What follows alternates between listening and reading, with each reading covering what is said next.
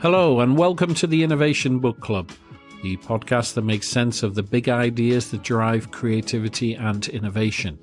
We're your hosts, Alex Drago and Wais, and we believe that while there's never been a greater need for new ideas, perspectives, and solutions, understanding exactly what innovation is and how it works has never been more difficult or confusing. So our purpose for this podcast is clear. In each episode, we take an important text from the innovation field, deconstruct it, and then talk through the key ideas to help you develop a more innovative mindset.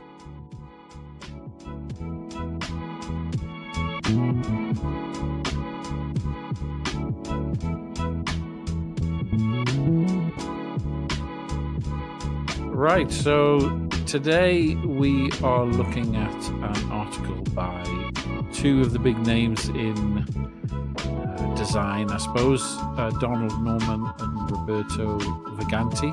Yes. And the article was originally published in 2013 and it's called Incremental and Radical Innovation, Design Research versus Technology and Meaning Change, which is a bit of a mouthful. But we'll sort of get away from that. How did you find this one, Wais? Interesting article. Touched really interesting points about within the innovation industry and the innovations we talked about in a previous podcast. A bit theoretical, but still an interesting article, which made me think about the happened innovations differently. Yeah, I agree. It is very theoretical, but I found that it brought a sense of clarity to my understanding of what different types of innovation do. But we'll get into that. Right. The first author, Donald Norman, is really one of the giants of the design industry. I mean, he pretty much invented the idea of user experience, but he didn't come from a technology background. He actually comes from a psychology background. And then he was interested in engineering and cognitive science. So it all sort of, that's at the heart of what design or user experience is. But I mean, he originally studied in the 70s. In the early 90s, he worked for Apple. He was the first person to have user experience in his job title. He then went on to work for Hewlett-Packard after that, when they had a massive sort of restructure to try and refine their identity. And then he's, gone on to work at the design lab at the University of California. I mean, he's pretty senior now. But the noted books, I mean, he's written a lot, but the one that people are most probably familiar is The Design of Everyday Things. And another one that's been recommended to me is Living with Complexity. And I think you've recommended to me The Design of Everyday Things. Is that right? Yeah, both, basically. Both, right. Yeah, Living with Complexity is also a really interesting book. Yeah, okay. Yeah. The second author is an Italian, Roberto Verganti. Apologies if I've just massacred your name. But he's a design academic, essentially. Did a lot of work at the School of Management in Milan. Now I think is Stockholm School of Economics, and basically he runs these sort of design labs, which I suspect is probably just a normal university department with a fancy name. If Norman excels on the user experience of design, then Verganti excels on the theories that inform design. Yeah. And I think what had happened was that they both had a similar sense of some of the strengths and weaknesses of different design approaches. And they wanted to explore that. Right. The first part, then, they're trying to work out why human-centered design processes never lead to radical change. Right. And they say that human-centered design, what it does is that it's characterized by you observe what the user is doing, you ideate around that, you prototype it, you test, and at some point when you run out of time or money or you've reached a certain standard, you draw a line under it, and that's the product, right? And what that does is that it leads to incremental improvements of an existing product or service. Yeah. So what Norman says is that this is like hill climbing. You're a blindfolded hill climber, and what you're doing is that you're inching forward by feeling the ground around you and then moving in the direction that is higher than your current position. Right. You don't know what the incremental improvement will be, so you do a bunch of things to test things out, and at some point you stop, and that's the product, right? Right. And he says, well, you can do that so many times, but eventually what happens is that you stop at the top of the hill. You can't go further. And you can't see out because you've got a blindfold on. Right. So you can't even see if there's any other hills around you. Right. As you climb the hill, you're not really changing what you're doing as much as you're changing how you're doing what you're doing. Yeah.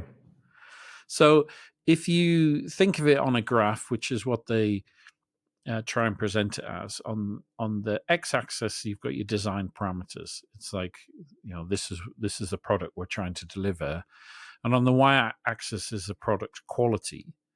Then you go up this hill in the product, but you start at position A, you climb up to position C, you climb up to position D, and so on and so on and so on. But at some point you stop and you're like, well, that's the limits of what that product can actually do.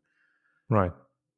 That incremental design process isn't going to help me jump to another hill. Right. And so to get to another hill, to stretch the metaphor, they say, well, what you need is to make that jump is a radical innovation. And that radical innovation comes for them in two forms: either a significant technological change or a meaning change. So the technology itself changes. So I don't need to walk around now with my laptop anymore. I have a smartphone that allows me to do the same things, the same technical things. Or the meaning change itself, which is in that particular case, what you can do with a phone has actually changed. Yeah. So it's not just about telecommunication. Yeah. It's actually the idea of a phone has changed from telecommunications to engagement with a much wider digital ecosystem. Yeah. True. If from even communication towards now, it's a substitute for cameras, radios, podcasts, and you never would have got that from looking at your Nokia and going, let's do a human-centered design process. Oh, look, we can take 2 millimeters off that. Yeah, indeed. Yes. We can have a slightly bigger screen, or, Well, the focus on a human-centered process, from the example you just gave, Nokia would, the focus would be on how to improve the telecommunications itself only. That's right. Yeah, you're right. Yeah. Like less noise in the communication, or I don't know, switching the green button instead of when the phone would recognize the number as a number, directly connect you, not waiting anymore, or instead of when you wait, you don't hear boop boop, you would hear a music. That would be an incremental change. Yeah, within its own system, right? Yeah, you're absolutely right. Climbing to the top of the hill, right? Exactly. And what Norman does then, he's had this observation. He's trying to find different examples, and he can't find any examples to refute the idea. That jump to another hill has never come about as a result of human-centered design. It's always come about from an external factor, which is either linked to a radical shift in technology and or a shift in our conceptual understanding of what a product can do. So he couldn't find the link between, you had the Nokia phones and now you have a smartphone. He couldn't find any smartphone that was the result of an incremental change from a Nokia phone. Yeah, basically. Yeah, exactly. Okay. Yeah. Right.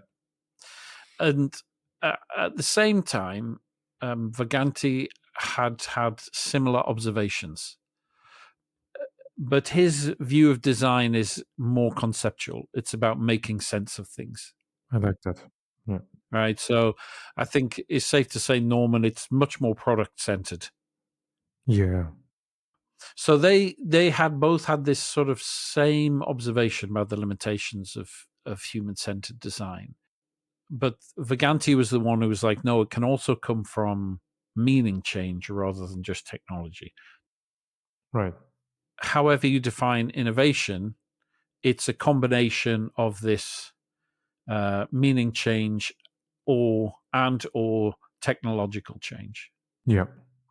When you're trying to develop an innovation approach, should you be using a technology approach? Should you be using a meaning approach?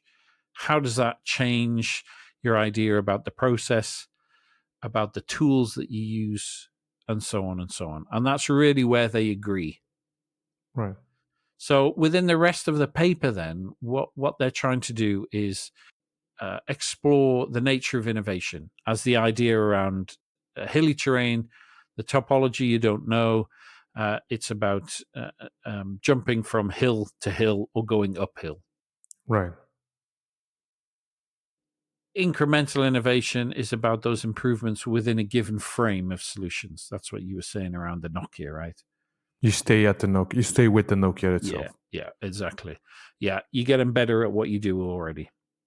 You get better with providing the same purpose. Yeah, exactly. Yes, that's a good way to put it. Yeah. And the radical innovation is changing that entirely.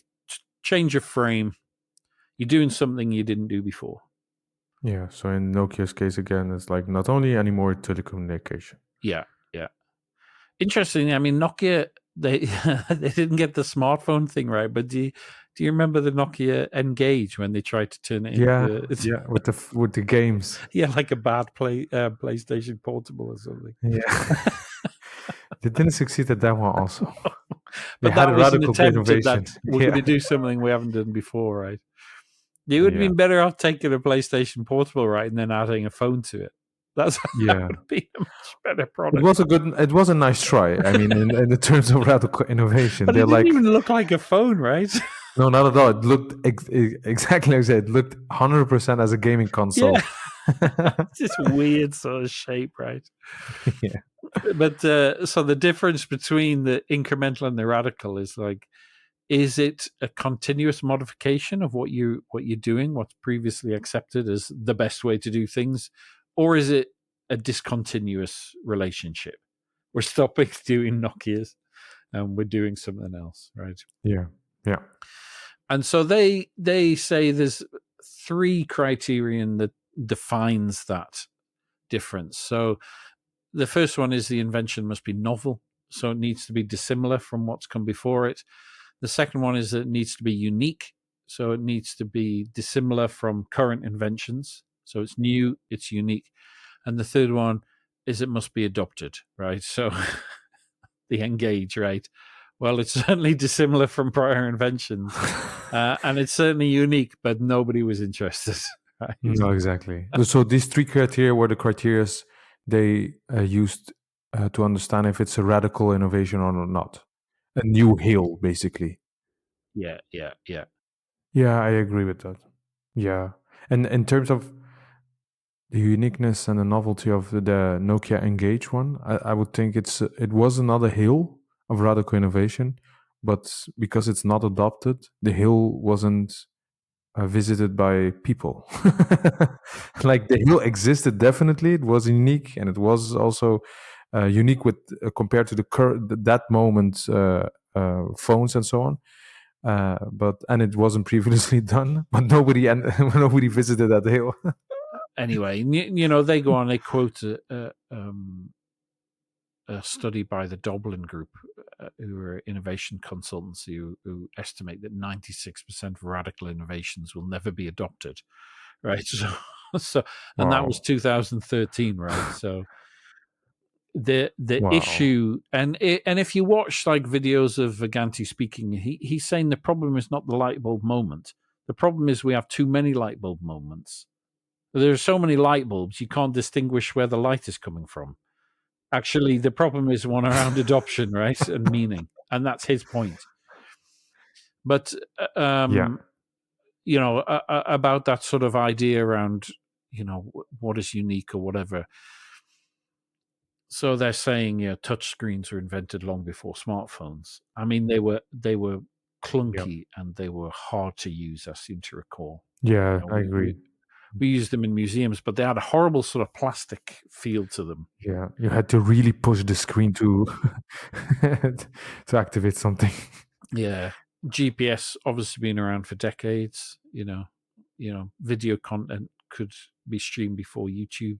I remember watching a concert when I first moved to London. I went to see a band called Spiritualized Right. at the Brixton Academy, and then some local radio station had recorded it, and then I watched it back again That's funny. on dial-up. Oh wow, that's funny. They also say that Edison did not invent the light bulb. He sort of improved on existing designs because the Right. problem was the burning of the filament, right, in the vacuum chamber. Yeah. Henry Ford did not invent the car. He standardized and manufactured. So they should sort of do acknowledge that. But what they do say is the manner in which technological solutions are applied to different use cases, and that can create radical innovations. So with the smartphone, for example, yeah, it had a touch screen, it had a GPS, it could access the internet. All those things existed beforehand. What was radical was about combining them in that particular way. And by combining them in that particular way, it allows you to use the smartphone in many, many different ways that we couldn't have imagined with a Nokia. And that's the radical meaning change.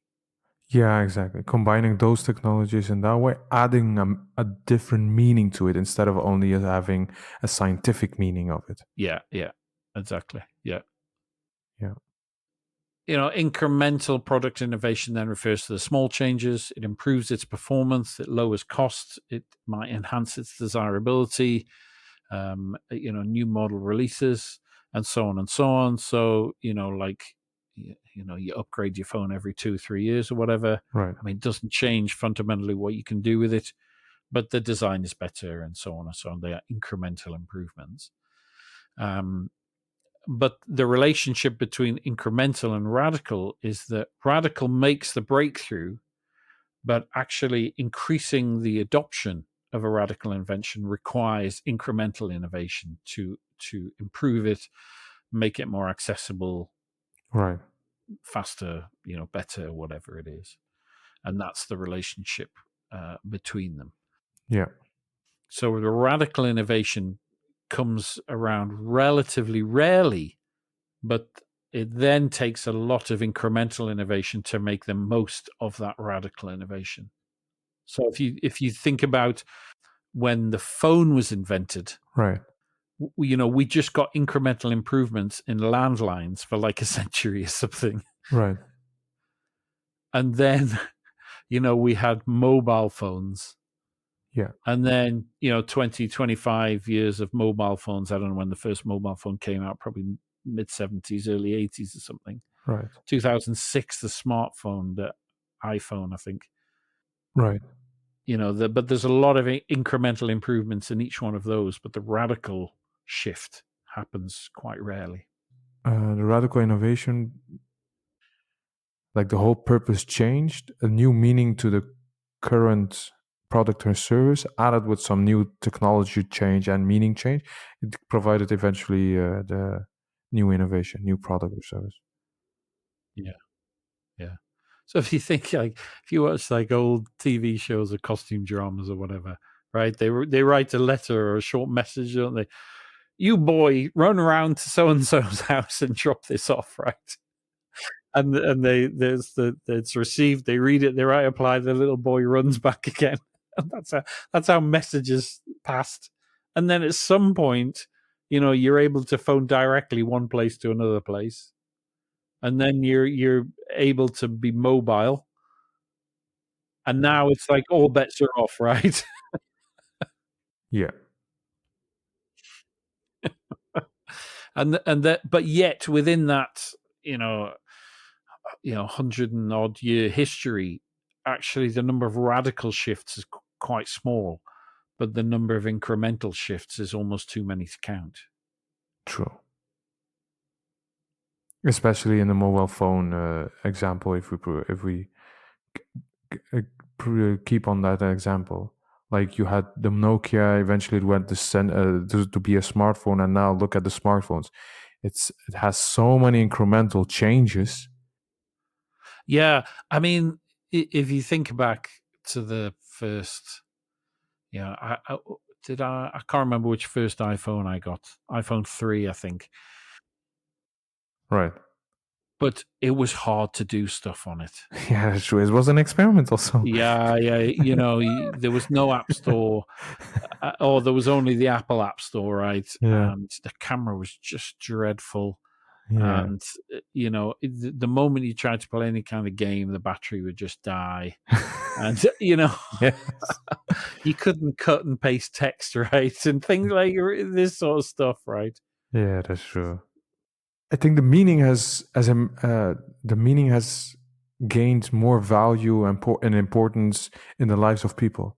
Like the iPhone 12 is also in different countries. For example, in Afghanistan, if you have the iPhone 12 in your pocket and people see it, they will definitely know that you have a lot of money. You have some wealth. Yeah, yeah. Well, it'd be the same in the UK, to be honest. Yeah, that's true. 1,500 euros or pounds phone in your pocket. Yeah, that's true. Anyway, I guess the point to make about the relationship also between incremental and radical innovation is that you can make a process out of incremental innovation. Yeah. And that's what human-centered design has done.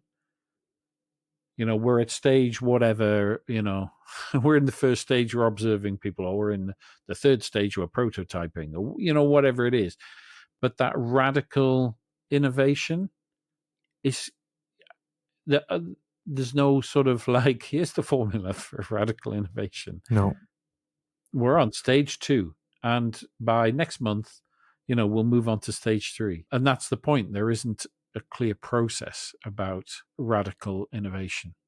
Well, is it even possible? I'm triggered to the question whether it's even possible to have a process for radical innovation. Well, I suppose that there must be a process, because I suspect that people that have ideas about radical innovation tend to go through a similar process, cognitive process. But I mean technical process, like detailed technical process. Like step 1 is to identify this. Step 2 is make wireframes. Step 3 is Yeah, no. Well, that's what her PhD was about, right? And she'd come up with some sort of ways to test that. Yeah, right. Okay, that's interesting. Right. So that's the sort of radical incremental. They then talk about technology and meaning-driven innovation, and they come up with this graph. So on the x-axis is meaning, and on the y-axis is technological change. And one of the ways to explain innovation is that, are you moving up doing technological change, or you're moving out doing meaning change? And they plot the development of certain products on this particular graph. So they talk about video game consoles. So, like when I was around for the first generation of sort of video game consoles, Right. extremely primitive. What was fun was that you were playing a game. Right. Seemingly with nobody else there, right? With yourself. Just on the Yeah. TV. Yeah, it's this interaction, right? Very primitive sort of rules, very primitive graphics. Right. And as the processes, as you go from 4-bit to 8-bit to 16-bit and so on, the games themselves don't change that much. They just get faster and more capable. Right. Yeah, that's true. Incremental change of the current purpose. Yeah. But what changes the way you play the game is certain changes around, can you have more than one person playing at once? The purpose of the first one was playing with the computer, and suddenly the purpose of the other one's playing with others. Yeah. So I remember like the first generation of Warcraft, right? Yeah, You just played it on your computer, and we used to sort of sit around and play it at university, and it'd be like, look at the peons or whatever. right, And then it's a massive radical shift when it goes online to the world of Warcraft. right. Yeah, The game carries on when you're not playing it.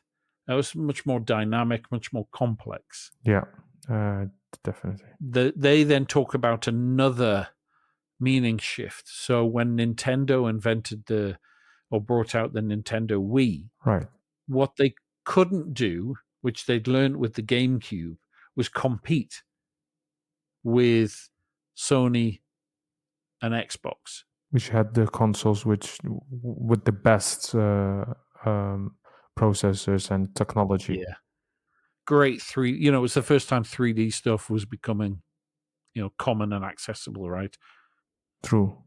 So they actually shift the idea of what a game is in two ways. The first is about the kinetic control. Right. So you're moving the thing in your hand, and you're playing Mario Kart just by moving this thing around, right? Rather than with a joystick or traditional controller. But then they actually make the games more family friendly. Right. So you have, it's multiple players playing games for the family using a different method of control. It's completely other meaning than what World of Warcraft has, or Battlefield or Counter-Strike, whatever it is. True. Yeah, they changed the meaning of video games. Yeah.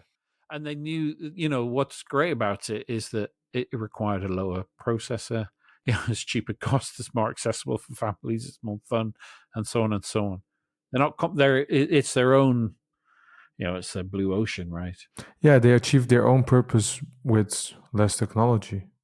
They didn't need the best technology itself. Well, I would assume that if you are in a particular industry, for example, I don't know, if we go to a electrical car industry, and suddenly if I would try to figure out the next electrical car within the same purpose, then I would say, of course, use the same technology, or try to make the better technology. But if the purpose of an electrical, I don't know, becomes differently, maybe it's in the future is going to be about mobility. You don't have to drive it itself, you don't have to use, you don't own a car, so the car you can order your car, they will come behind your door and you can enter. Then the whole purpose will change. Then it suddenly isn't anymore important to have the best battery or best AI for your whole electrical car industry. It would be only, I don't know, all the purpose or the technology would be basic. Yeah, that's what the AI-driven car is about, right? Is that you can have less cars on the road, but they're being used more. Because whole business model, I don't need to buy a car. I just need a monthly subscription, which gives me however many rides. Because my purpose is to go towards B from A. Yeah, exactly. Yeah. It's not anymore, I need a Rolls Royce. Yeah, that's right. Yeah, right. Well, I've got to buy a car, and I need a garage, I need insurance, Exactly. and and all I need to do is go to work and go shopping or whatever it Exactly. is. So, Yeah. The next example they use is quite much more simple than AI-driven cars. True. They talk about watches, right? So watches were prestigious. They were handmade. They were, finest craftsmanship. Extremely complex to create. There was something you bought and handed down to the family, and so on and so on. Right? Basically, jewelry. Yeah. Very desirable sort of jewelry. Yeah. And then, as digital technology develops, then what you end up with is not watches as jewelry, but watches as sort of instruments. You can tell the time, you've got a stopwatch and so on. I remember as a kid, right, I had a digital watch that was also a racing game. Yeah, true. That was the most amazing thing in the world ever, right? Yeah, that was amazing. I can remember. and so what happens is that the Swiss watch industry, having been disrupted by this sort of digital explosion, they had to shift the idea of what a watch was to a fashion accessory. Right. So in the 1980s, Swatch came along, and there were seasonal changes in the watches, and they had different bands and different faces, different designs, different colors, and so on and so on. And they cost, 20, 25 pounds each or whatever it was. And people would collect these swatches. Yeah. And then if you think now, we've also had both a technological shift and a meaning shift, because the watch is now the extension of your phone. True. Yeah. That's also the reason why the Generation Y isn't wearing a lot of watches. Yeah, what do you need one for? You have time everywhere almost. Yeah. Like, or it's on your phone, or it's on the screen you stare constantly. No, basically it's constantly in your face time, or it's on the screen of your phone, or it's on your screen on your laptop or tablet or TV. Yeah. It is absolutely true, right? Or you could just say, Alexa, what's the time or whatever. Yeah, that's another one. Exactly. Like, if you look at it, how for example, my nephews spend their time the whole day, or it's on TV, or it's on their mobile phones, or it's a tablet, or it's a gaming console. But constantly, they are faced with the time, and they're like, "Why do we need a watch for?" Yeah, exactly. I know the time. So, I mean, there's some simple examples, and obviously we talked about the cars as well. And I think that approach is a really, really good one. Yeah. I tried to explain this to some museum people, Right. and it didn't go down well. Why? Because they couldn't accept that the meaning of what a museum is should ever change. Right. Their idea of innovation was, we need to use more digital. Basically, an incremental improvement of their current purpose. Yeah, so it's like, well, we've had projectors. Now can we do stuff with virtual reality? Yeah, provide the same purpose, but now through a new other technology. Exactly. But they couldn't get the head round that if you shifted what the idea of a museum was, it would open up multiple avenues to explore for innovation. It reminds me, what you just said reminds me to the theory of business. Yeah. Where they say all the assumptions within an industry will change and has changed. So basically, the purpose of the museums was applicable, was relevant, had value, important. But now, because of the changes, etc., the whole purpose isn't anymore valuable or isn't that important, because, and you see that, probably you can confirm that or not, but you can see that back in the visitors that are declining. Yeah. So what's happened, of course, is that the growth in museums over the last 20 years is directly linked to the growth of travel. Yes. So it's not that domestic visitors much more. They probably do. You would expect incremental growth because there's incremental investment. Right. But actually, the dramatic increases have come from dramatic increases of travelers. Right. Tourism, weekend breaks, and so on and so on, right? Yeah, that's true. Yeah. I wouldn't even visit a museum in my own town. I would visit a museum in the town I would go on traveling to understand the culture itself, etc., etc. Exactly. Yes. Yeah. And you're going for a different meaning, right? Exactly. Yeah. And that's the point.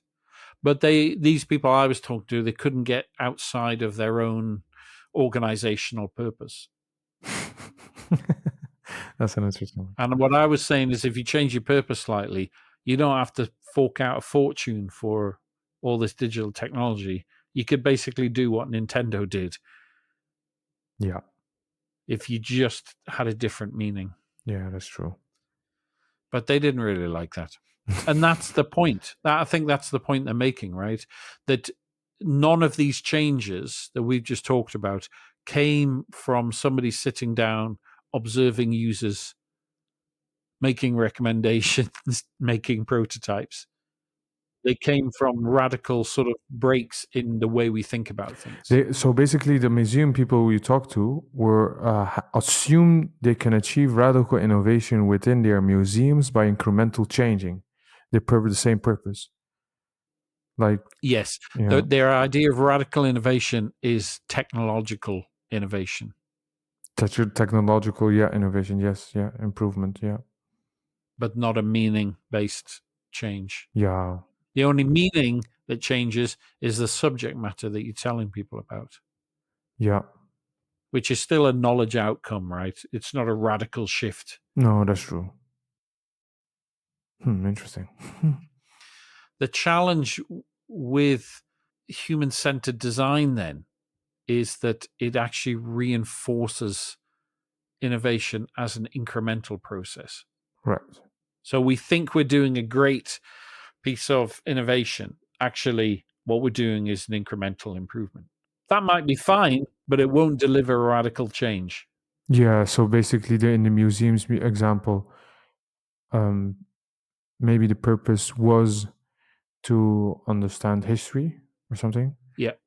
And the human-centered design approach within the museum would be like, okay, how can we provide understanding history or the understanding of history to people? Let's use technology, let's use the internet, virtual reality, etc., etc., etc.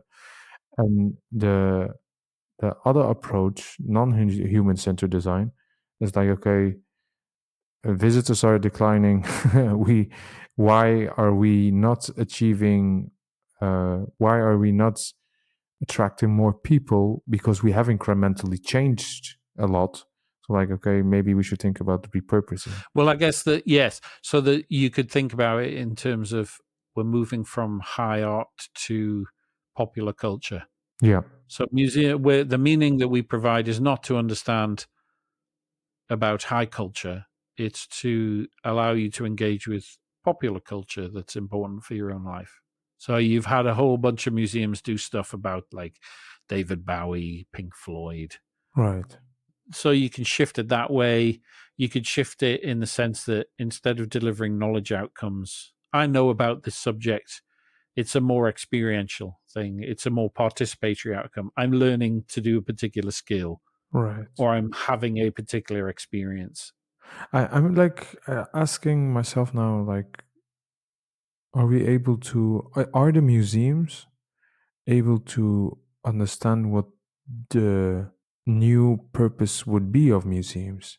Because human-centered design would look to the needs of the population, and the other approach is like radical innovation is like repurposing it. If they would say, Yeah, reinventing the idea of a museum. Yeah. yeah, so basically you would assume that the purpose would be, I don't know, personal meaning. Yeah, exactly. Like the app that I made, that I sent you for art galleries, right? That's about personal meaning rather than I'm going to tell you about the history of art. But my point is like, if museums would agree, assume like, let's assume the museum people would agree with you. Yes, we have to repurpose ourselves. What should we do? Then it would be assumption like, look at this app. It's about personal meaning of those exhibitions you have.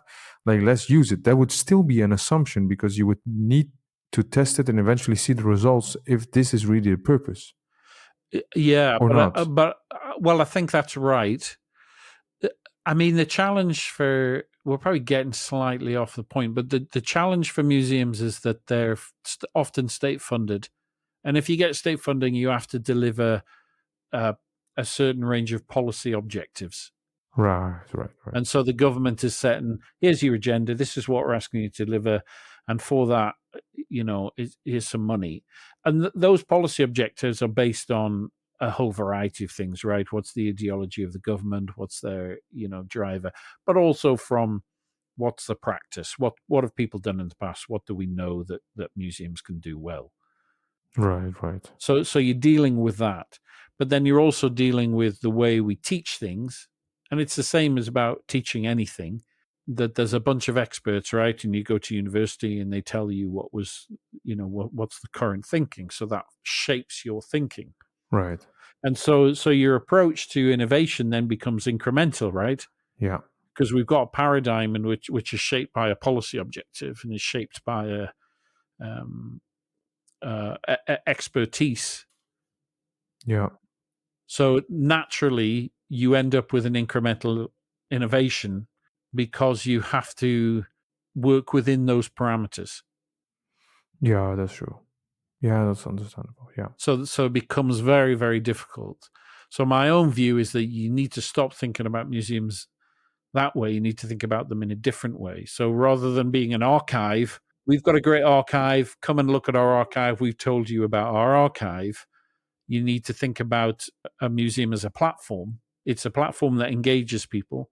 How we engage people is wholly dependent on the audience and what's useful in their lives. True. Yeah. But that's only possible if you're really delivering something that's you can self-generate funds from. It's very hard to do that if you're stuck in the previous paradigm, which is the government says museums have to do X. Yeah. Completely, I agree. And that's the challenge. That's the shift. So presumably we've talked, we sort of get off the point about museums. We do that every episode because I usually rant on, right? True. But even presumably within Nintendo or Sony or Microsoft, they had the same discussions about, are we trying to change the idea of computer games, or are we just trying to do what we already do better? Exactly. Yeah. Same with the watches, right? The sort of Japanese watch companies that invented the digital couldn't do the same thing as the Swiss, with hundreds of years of innovation around craftsmanship. Right. So they had to reinvent the meaning in order to have any chance of success. Similarly, Uber will never be successful. I mean, it's never turned a profit, right? Will only turn a profit once AI-driven cars are a thing. Right. Because that's the only way their business model is sustainable. Yeah, that's true. Yeah, basically you're saying there are a lot of big startups became big startups became really big. It's a new way, it's a new service or product they provide. We think it's a radical innovation, but the results show that they're not making a profit. So we're questioning the radical innovation. Yeah, Uber is not really that radical. No. It's not even a disruptive innovation. No. It's just that you're using smartphone technology to manage it. Yeah, and I remember when I used to live in Leicester, I would order a cab, and that cab would already have a mobile phone system like Uber drivers have. Yeah. The only difference would be is I had to call the cab company to order a taxi, and the Uber is like you select where you are in the Uber app, and like they come. Exactly. That's the only difference. Yeah. It's an incremental change basically of the current way of ordering a taxi. It is. Yeah. I mean, if anything's radical, it's like, well, we're not employing people, right? Yeah. And even that's being narrowed down, right? So, going back to their sort of three rules, it depends on, is it adapted, right? Is it successful? Exactly. Yeah. And Uber just has such a big runway because people recognize that actually the future is bound to look like that. Yeah. Or in that direction. Yeah. Time will tell eventually if it was a radical innovation. Yeah, I mean, of course. Yeah, but I bet you museums will still be doing the same thing. But ultimately, the point that they're making is that human-centered design reinforces incremental innovation because it begins with observation. Yeah. And that's the paradigm that you're working in. Yes. Yeah. And the second thing, therefore, is that you're climbing up a hill blindfold, and therefore you will never make a shift. what they do then is they combine the idea of meaning change on the x-axis in two boxes: incremental change, radical change, right? And then on the y-axis with the technology, they also have two boxes: incremental change, radical change. So you end up with your classic 4x4 consultancy framework, right? So if you've got incremental technological change, incremental meaning change, it's human-centered design, right? You're just doing what you're doing just a little bit better. Yeah. If you have radical technological change and no meaning change or incremental meaning change, you end up with a technology push innovation. Right. And we've got very good at that because technology moves very, very quickly. Yeah. So there's always a new technology. You can always go a bit faster. You can always go a bit better. And if there's still life in your market, that will probably do you fine. Yeah. And then if you've got radical meaning change, incremental technology change, you have meaning-driven innovation, right? So that's the radical innovation. Yeah, that is a radical innovation, but it's a radical meaning-driven innovation. So you could yeah. I mean, it depends where you blur the lines, right? But I suppose Nokia Engage is that sort of thing, right? It's not a phone; it's a games machine. Yeah, and they added communication with it. Yeah. Or Nintendo Wii, right? It's meaning-driven change, but the technology is, actually the processing power was lower. That the change in the technology was the tilt switches in the controllers that allowed you to do kinetic movement. True. Yeah. But if you have radical technology change and radical meaning change, they call it technology epiphany, which is like the entire, your entire frame of existence has just changed. Yeah. So I mean, a lot of it sort of depends where you draw the line. It comes down to the perspective of the individual eventually and the industry. Yeah, I mean, it does. And they do make a point of saying, look, there's not, the idea of radical innovation, things don't just come out of the blue. They always build on something else and so on and so on. But there is a moment where that switch happens. True. So, actually they say that we is a technology epiphany. I mean, I don't know if it is, to be honest, because the we is more a curiosity now. It's a footnote, right? We're still playing Xboxes and we're still playing PlayStations. And we have next to that a Wii. Yeah, for the 7-year-olds or whatever, I suppose the better one they say is a Swatch one. It's a technology epiphany in that they were like, let's just make it all out of plastic. But the meaning, it means you can make it very, very cheaply, but we need to sell more of it. So we need to change the idea of a watch into a fashion accessory. So everybody will have one or two or three or four or whatever it is. True. Yeah, yeah. What they then go on to explore in the next part is that if you can identify which one of those categories you're falling into, you need a different development process. Yes. So there's more, there's more, obviously more than one way to innovate. But if you're doing incremental innovation, you need a human-centered design process. It's gonna do you perfectly well.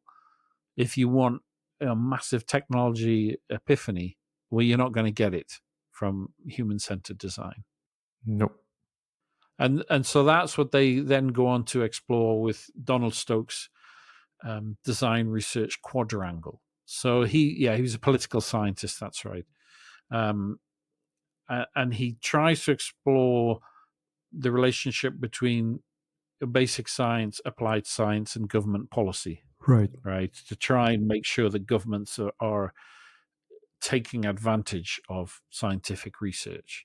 So, and he starts talking that research is about both the quest for understanding, So you need research that helps you to understand stuff, but you also need to research around, well, how are you going to use it? Well, Norman and Verganti then take this approach, and they say, well, what's for them? It falls along. Well, how practical is it, and how do we get novel meaning? How do we design new meaning from something? Right. In the same way as Stokes uses. So they then come up with another great 2x2, right? So if you're thinking about interpretation of meaning on the y-axis, right? So is it new, no, or yes? And then on the x-axis is it? Are you considering how practical it is, no or yes?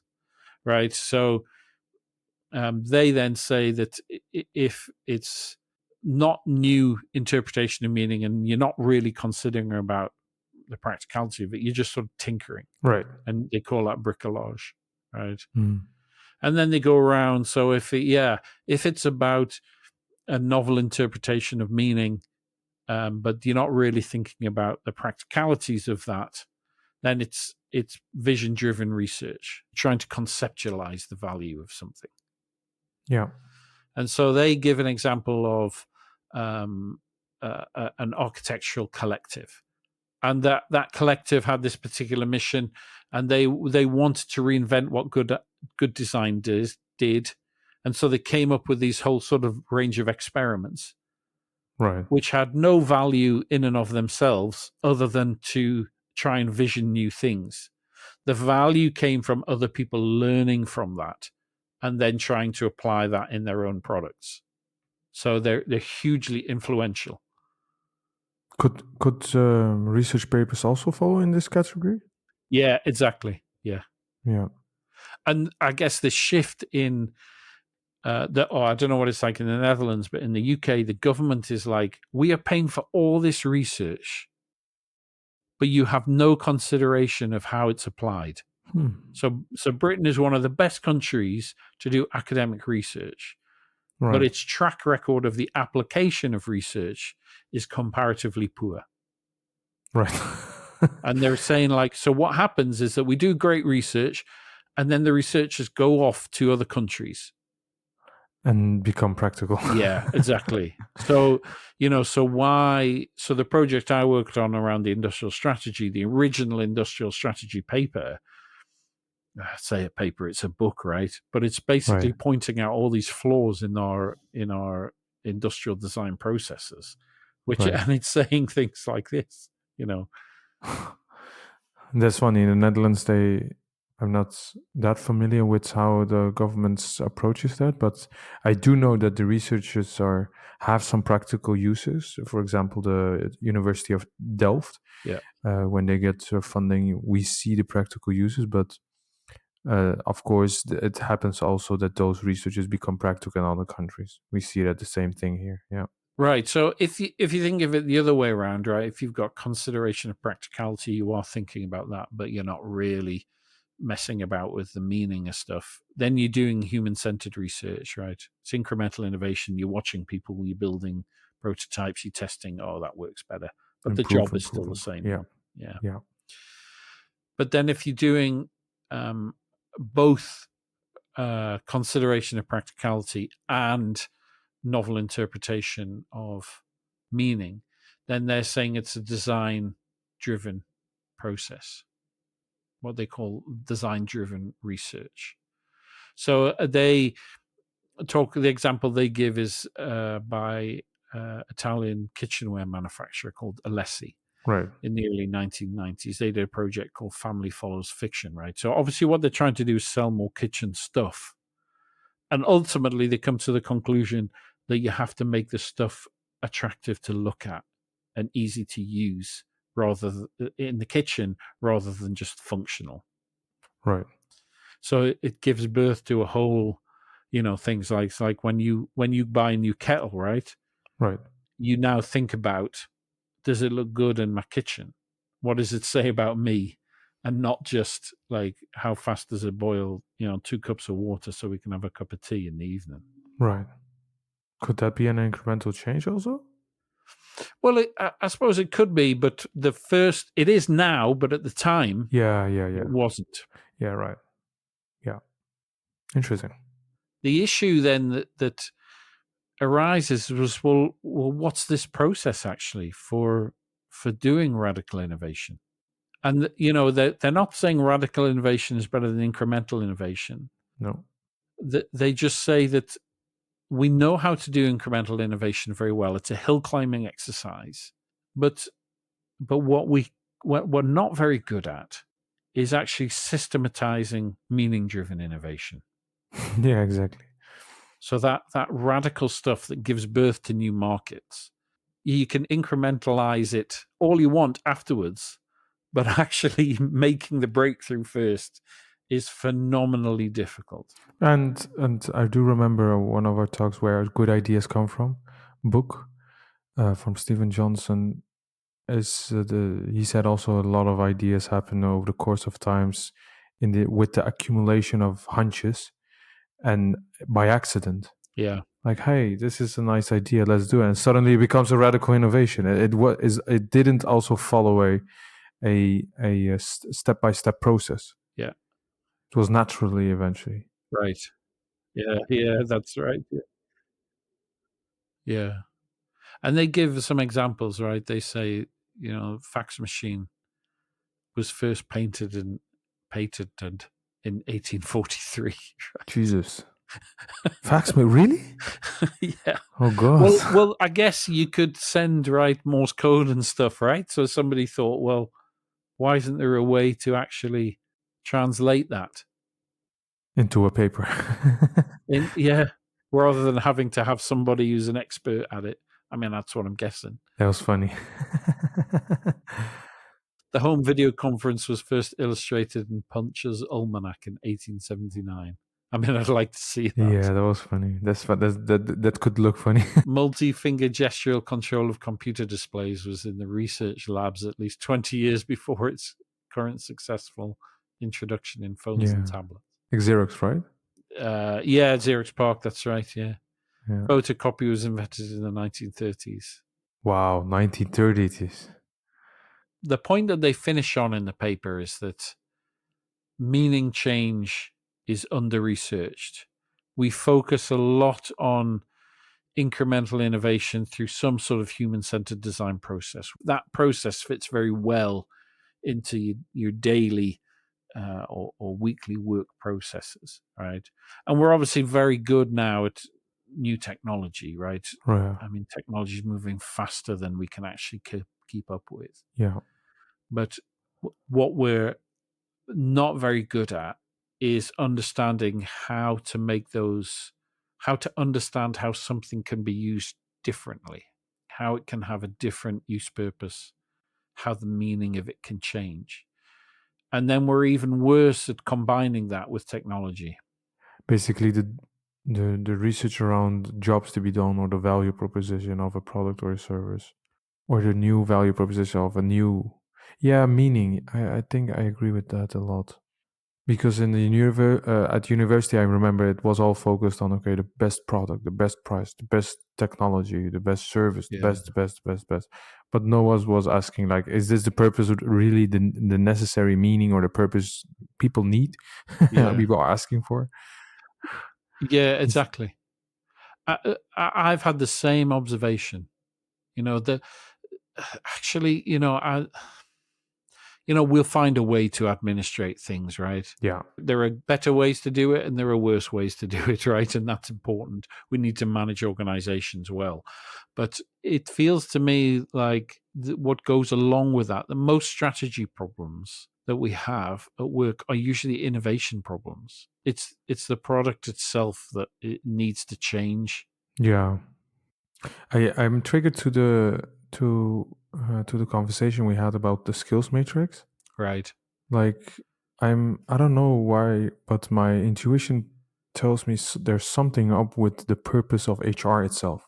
Right. Yeah, it's true because I suppose during the 90s and 2000s, what you had was the evolution of a wide range of processes that help you deliver to a certain quality. So it's the HR is the epitome of execution. You're managing your people to execute to a certain standard. Right. Outside of that, HR is not interested. Yeah. So that's entirely my experience of HR. They're not interested in resolving grievances. No, not at all. No, They're just interested in managing the status quo. I agree. And then when you need to change the status quo, they're not even very good at that. No, they're doing the same thing but differently. That's what's interesting about the Netflix approach, is that they've said, we're not going to have those HR processes. We're going to empower managers to hire people or to fire people based on the outcomes that we're trying to achieve. Yeah. And there are pros and cons of that. The pro is it's very agile. You can get the people you want. The con is that it's probably quite expensive, but also it's not a great way to treat people, right? Should we have employment rights? It's really what it comes down to. But the upside is also that you will employ people who are truly passionate about doing certain stuff. Yeah.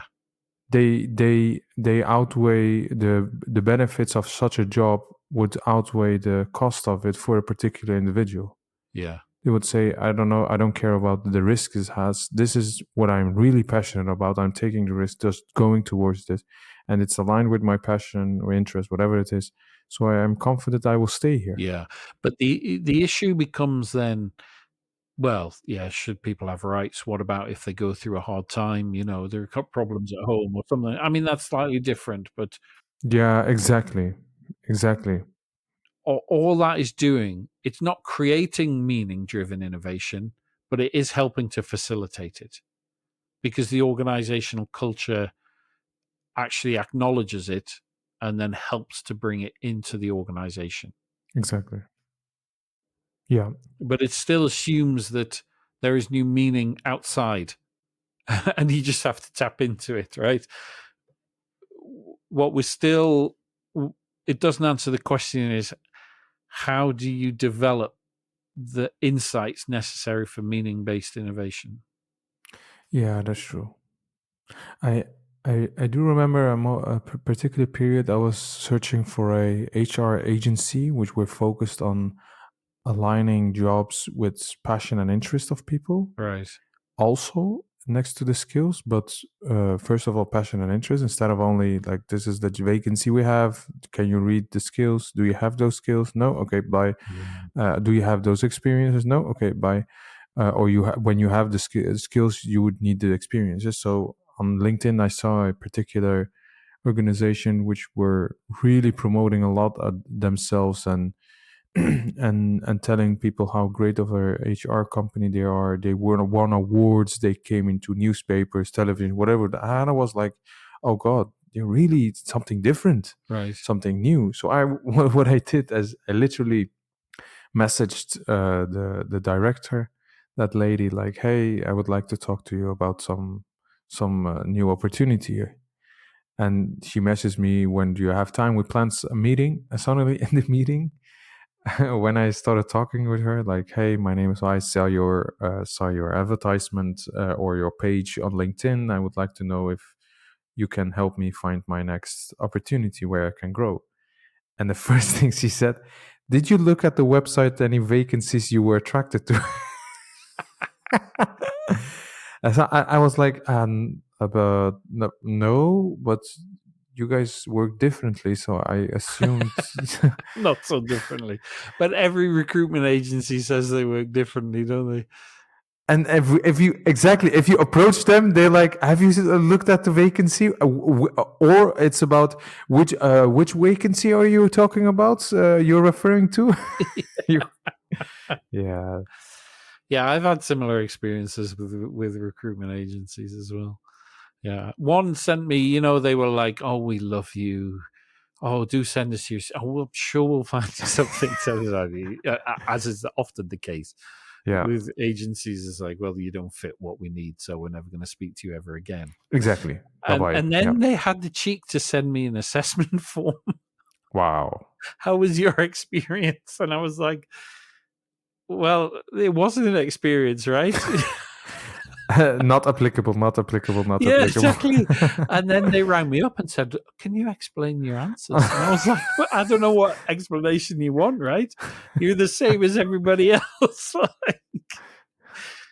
It's like, but we didn't have anything that fitted you. I was like, "Well, what do you want me to say? Why are you doing the research?" Yeah, exactly.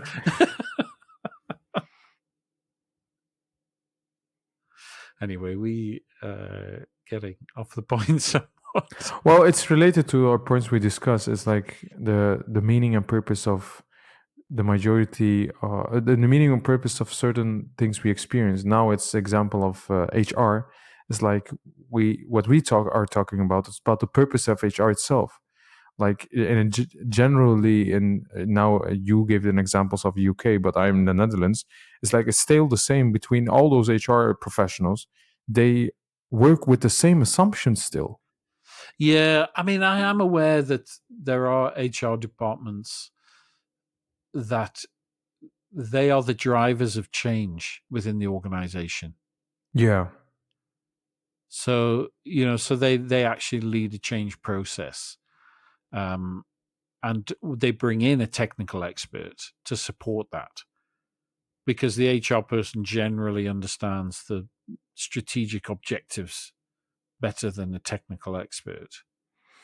So they are the people have tried to change the meaning of what HR does as the driver of change of organizational culture. Well, now you mentioned that, I remember the company I think I shared with you was called Huapi, Right. a Belgium company who That's has right. Yeah. developed a system where for a completely they repurpose basically HR. They say HR isn't about filling the gaps where people are needed. HR is about filling the gaps where people are needed, not based on the skills and experience they have, but also based on the interest they have, on their passion they have, on the similar conceptual thinking they have. Not only like, are you able to I don't know, use Excel and done. Are not able to use Excel? No, but I have used databases or something. I don't know. Yeah. I'm able to think conceptually the same, but I'm not using the software. And this company is like helping HR departments within corporate companies to think like this way, to hire people with the same conceptual thinking, but with different skills and experiences for the particular job. So that's amazing to see how basically they're facilitating the repurposing of HR. Yeah. But yeah, that is a good example. I mean, and probably has a longer term thinking about it, right? Because ultimately the skills we need at work are changing, Yeah. in terms of the technical skills, Yeah. Just coming back to the paper, if you think of, your favorite products or services or whatever, how do they fit on this sort of meaning technology graph that Norman and Verganti Well, have developed? I'm using Bubble, the load code Right. application platform where you can build applications without writing a single line of code, but visually. Yeah. By visually dragging stuff, you can create a whole application. So I think that's a radical innovation in the code industry, I think.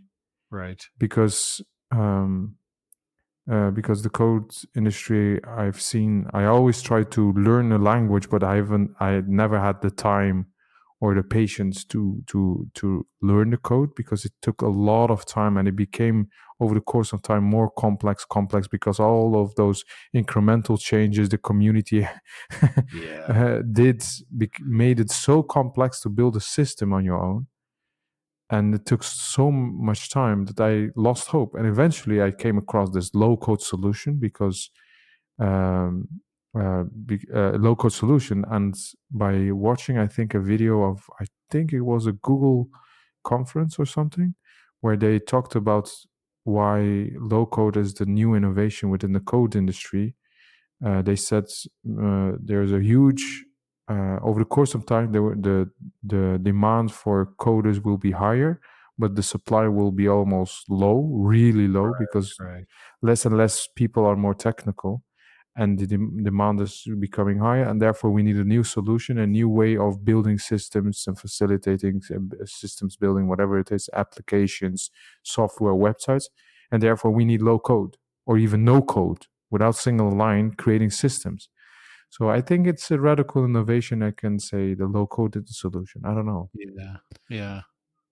It's a good one, that one, actually, because the meaning change is not that you can changing programming per se. Programming still happens. The meaning changes in everybody, or programming being more accessible, right? Well, the meaning of coding is eventually building systems.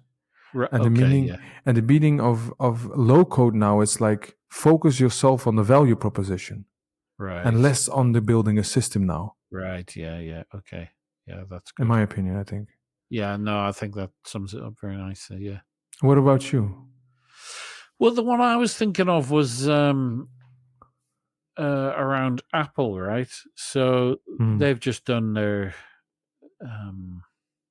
annual updates, right? So they've got their new microchip, right, that they've developed, their own internally built one.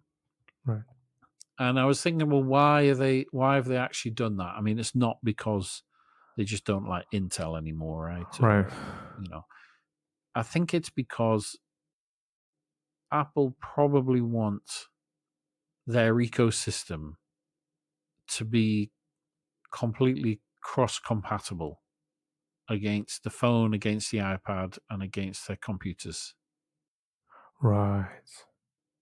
So you design for iPhone, it also works on everything else. A MacBook, an iPad. Yeah. So there's already a blurring of the line between the iPad Pro and the Mac, right? Right. But I think that's the hardware is just facilitating a software development in the future, which you'll get rid of Mac OS and it will all just be on iOS. I mean, it will just become one thing. And what position would you give it on the quadrant? Well, there's a technology shift in terms of self-built chip, right? Right, definitely. And compatibility of software, right?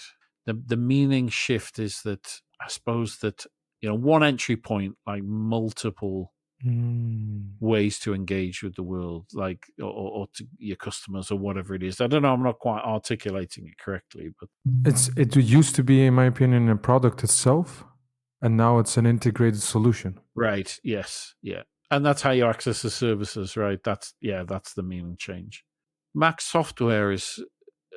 I mean, I prefer the interface to Windows. I've always felt Windows is a bit clunky because it always ends up building on itself and across XP and Vista, and there's always odd bits and pieces. Yeah. Whereas OS is a bit pure, and of course you like what you like, right? They both do the same things, but the Mac App Store is just awful. Really? I mean, there's almost nothing worth buying on it, right? Oh wow! It's just not very successful compared to the iOS stuff, right? Right. Yeah. That's true. Indeed, that's a good point. Actually, indeed, it could be a direction of Apple becoming multi-integrated with all of their products and services. Yeah. So eventually, not only maybe in the future, not building components which are applicable only for a particular product of them, but universal components. Yeah. So they can innovate more radically. Yeah. Because they have solved their worries about technology. Yeah. Everything that matters, really, they've developed themselves, right? Yeah, you can get RAM from so and so, you can get batteries from so and so, you can get screens from so and so, but actually the core part of the device is their own chip. Well, I can imagine. I don't know if it's true or it was just let's call it fake news. But I read online about that Apple is considering electrical cars. Oh yeah, that's come and gone over the years, right? Yeah, so I'm like, imagine Apple has created universal processors, universal components for which they can apply now for both for as well as MacBooks, Apple iPhones, and even AirPods. All the components are universal. Imagine that their department, HR department, or innovation department would focus only about purpose. Yeah, and but I think that's really interesting what you say, because that's, if whatever reading you do around Johnny Ive and all that sort of Apple design stuff, design comes first. Yeah. And it used to be that it was how it looked and felt, right? How it worked, basically.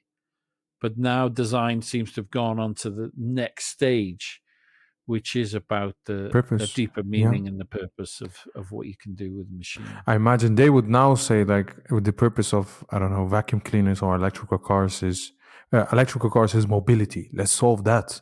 And then they would look to their engineers. They would engineer with, guys, we don't have the components. We have to invent that also. Okay, let's focus on it.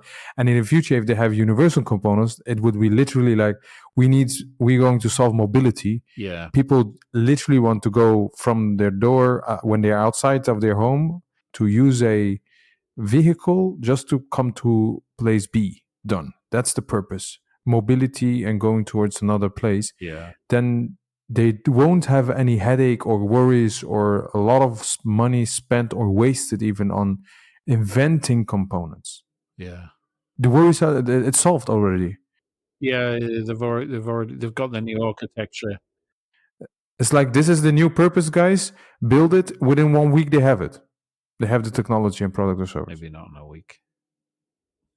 No, you never know. Radical innovation. I know that's extreme, but the whole infrastructure of vehicles. Well, they're not.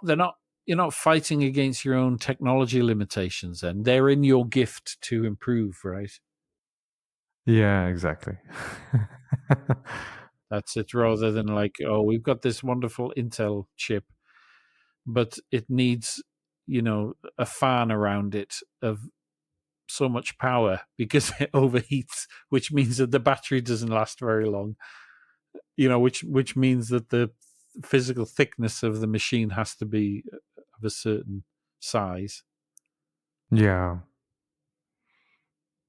Yeah. The starting point is not anymore the technology, it's the purpose. Yeah.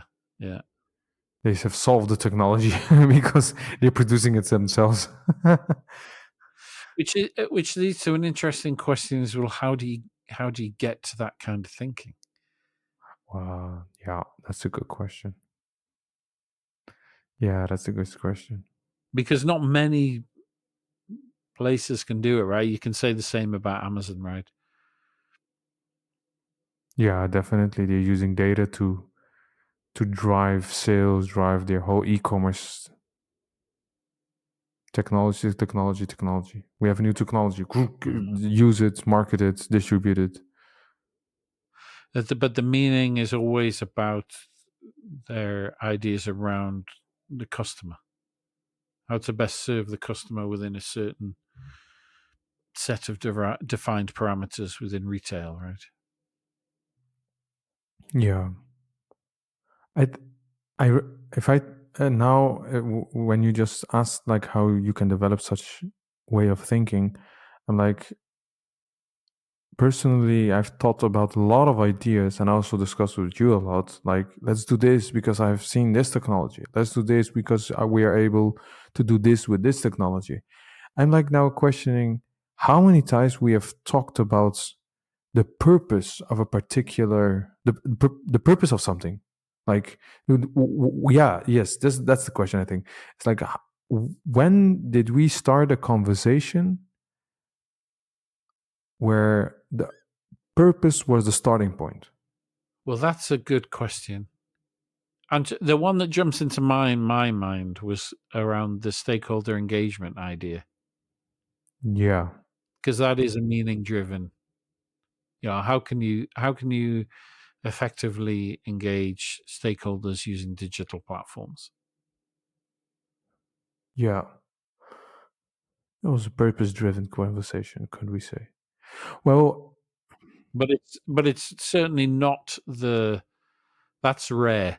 yeah, that is what we definitely can conclude. It's interesting. This paper shows clearly that a lot of radical innovations, a lot of successful companies who used technology and became successful. I think, based on this paper, I assume that the technology was the reason they became successful. Yeah, They owe Edison or Apple or Samsung or whoever it was or Tesla. Like, wow, they had this technology. But this paper clearly shows, guys, no, this technology already yeah, existed.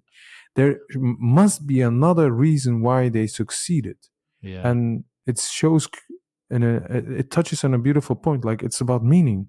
yeah, Like, Apple didn't invent all those components and technologies, they repurposed it. Like, that would be a good exercise, or it could be a good exercise for us. And the next time when we talk about certain ideas personally, yeah. maybe asking ourselves, like, okay, what is the purpose? About what purpose are we talking about? Yes. Imagine yourself this, Alex. Let's assume Jeff Bezos comes to us and says, like, here is $1 billion and here is access to all the technology in the world. What would we do? I think I've already asked this question once, I think. Yeah.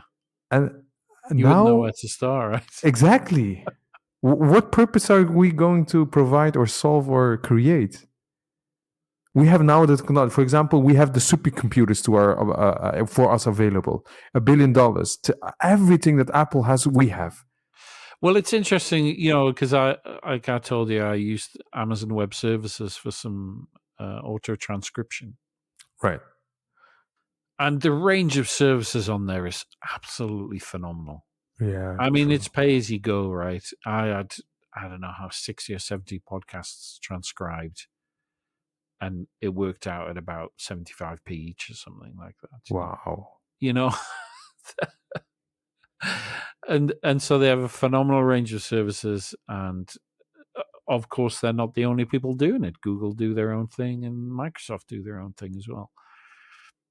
The computing power is not the limitation, right? Yeah, okay, money is to a degree, at the start it's bound to be, but actually it's the application of that. What meaning are you applying to it? That's key. And of course, you can apply the technology to existing meanings, and that's incremental. Yeah, definitely. But applying it to a new meaning, that's something else, right? That's what they can't teach you at school. But it's what we all desperately want. Yes. And that's, I think, the whole purpose of this paper. What is the process of radical innovation, of meaningful innovation? Yeah.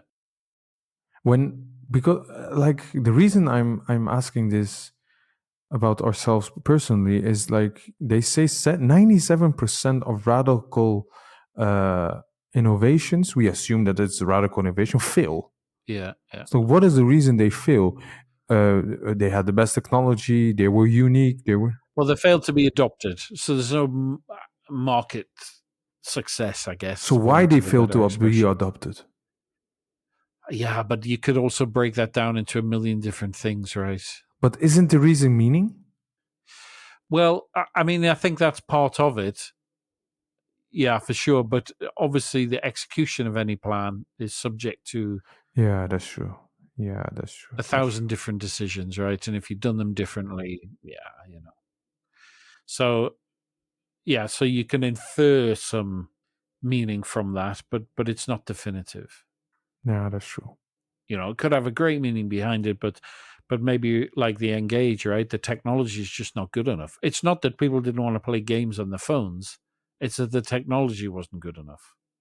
Yeah, I'm now triggered to the storytelling, um, storytelling storytelling basically. I'm like, I've read last that one of the girlfriends of my friend started a consultancy which focuses on helping people to tell better stories. Right.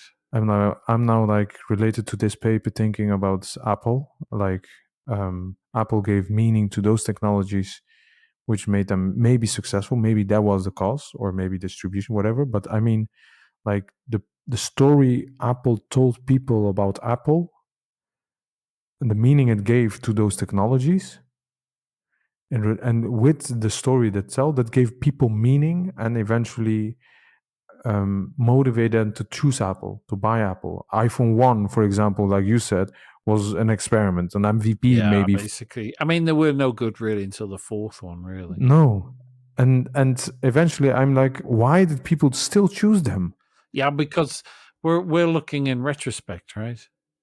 Yeah, that's true. You know, at the time it was new and exciting and all that sort Exactly. of stuff. But, you know, I do find it amusing that 15 years ago, whatever, we were going ape over not even a half decent camera in a smartphone. Yeah. Oh, look at this. Whereas now it's like, I want the 108 megabyte megabyte, receptor, not the 48. And now it's like, Jesus, yeah. I mean, I'd read this paper when I was studying innovation, but when I read it again preparing for this, it's I always thought it was a great paper, but then reading it again in more detail, I was like, I'd really like to, like, if there's a nut you're going to crack, meaning-based innovation is a really good one to invest in. Yeah, that's definitely, yeah. Because whatever technological solution you choose today, next week it's pretty much out of date, right? You know, by the time you've implemented it, there's a better solution. Yeah. And user experience is just that halfway house between the technology and the meaning. Yeah. It facilitates the meaning, but at the heart of every great innovation that we love, you know, it's the meaning is the important thing. It's definitely a subject to explore more. It's my intuition says also there's definitely, like you said, some value in this, more compared to human-centered design thinking, lean startup, whatever it is. Yeah. All right, then. I mean, I think that's a great paper. I couldn't recommend it more for people to read. Anything more then to say about this one? Well, the only thing is I'm going to personally try to think about the purpose of some ideas of mine. Yeah. Instead of being excited or suddenly rushing towards the use of technology or technology itself, thinking about the purpose itself.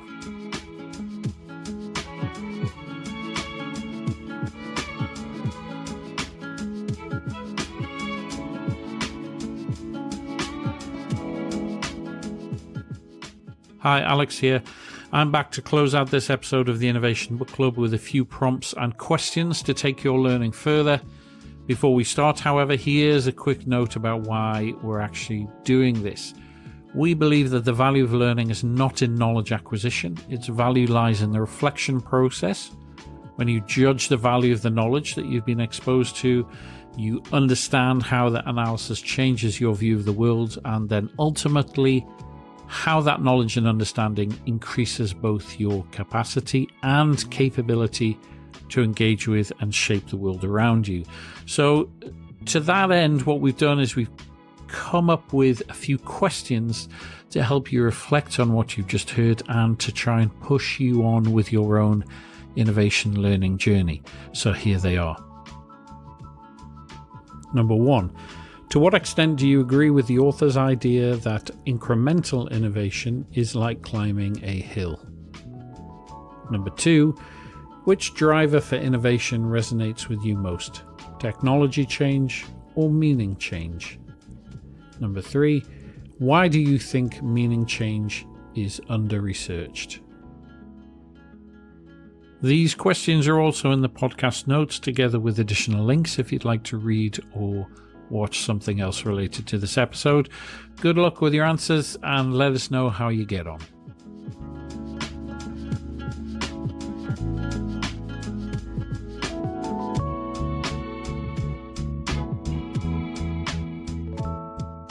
Thanks for listening to this episode of the Innovation Book Club. If you've enjoyed this episode, then you can do 3 things to help us grow our audience. First of all, please leave us a 5-star review on your podcatcher of choice. This helps to feed the algorithm. Second, share this episode with your friends and colleagues if you think they would benefit. And finally, if you'd like to listen to all future episodes of the Innovation Book Club as soon as they're available, then please subscribe wherever you get your podcasts. In the meantime, take care and we'll be back soon.